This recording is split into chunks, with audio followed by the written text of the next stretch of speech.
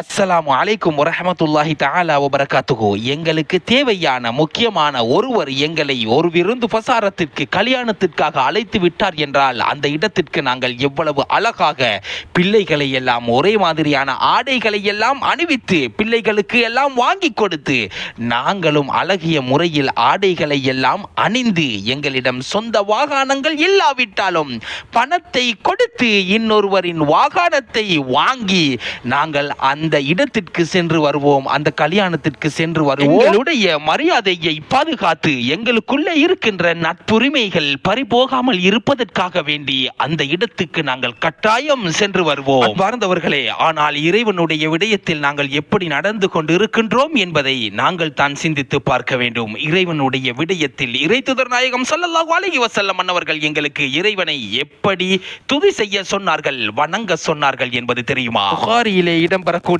ஹதீஸ், அன்தஅபுதல்லாஹ கஅன்னக தராஹ், இறைவன் பார்ப்பது போன்று நீங்கள் வணங்குங்கள். ஃபஇல்லம் தகுன் தராஹு, அப்படி இறைவன் பார்ப்பது போன்று உங்களால் வணங்க முடியவில்லை என்றால், அந்த அளவுக்கு நீங்கள் பக்குவப்படவில்லை என்றால், ஃபஇன்னஹு யராக, அவன் உங்களை பார்ப்பது போன்று வணங்குங்கள் என இறைத்தூதர் நாயகம் ஸல்லல்லாஹு அலைஹி வஸல்லம் அன்னவர்கள் கூறினார்கள். இன்று நாங்கள் இறைவனை அப்படியா வணங்குகின்றோம்? அல்லாஹு அக்பர் என்று தக்பீர் கட்டிவிட்டாலே இல்லாத பிரச்சனைகளுக்கு எல்லாம் தீர்ப்புகள் பிறக்கிறது, தீர்வுகள் உள்ளத்திலே மலர்கிறது, காணாமல் போன பொருட்கள் எல்லாம் உள்ளத்தின் கண் முன்னே வந்து நிற்கிறது. சுப்ஹானல்லாஹ், இறைவன் தான் எங்களை பாதுகாக்க வேண்டும். இன்னும் நாங்கள் இறைவனை வணங்குவதற்கு பக்குவப்படவில்லை, இறைவனை வணங்குவதற்கு நாங்கள் ஆசை கொள்ளவில்லை, விரும்பவில்லை.